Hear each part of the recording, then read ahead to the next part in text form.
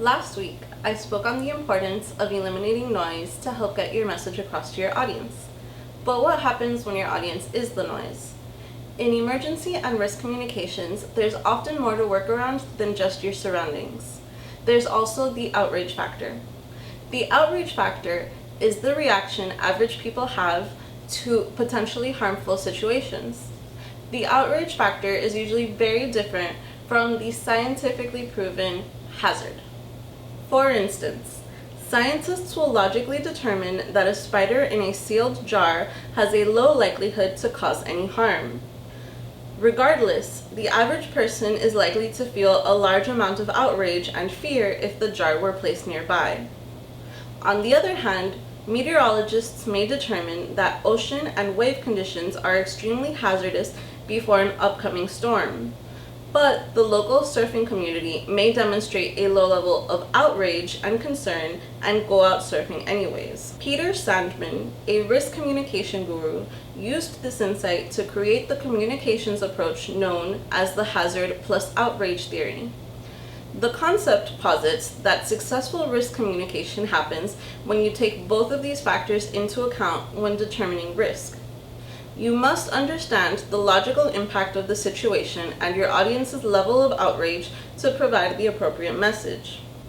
So what is the appropriate message for an outraged audience? According to Sandman, you should acknowledge past and current issues. Talk openly about things that have gone wrong and things that are still lacking. Once your audience knows that you're aware of their concerns and this information is out in the open, it becomes easier for them to listen.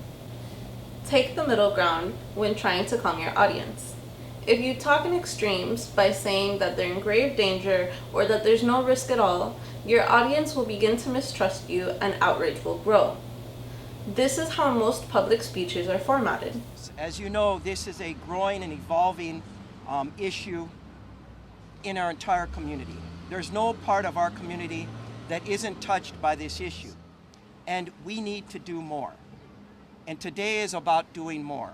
In too many communities around the country, a gulf of mistrust exists between local residents and law enforcement.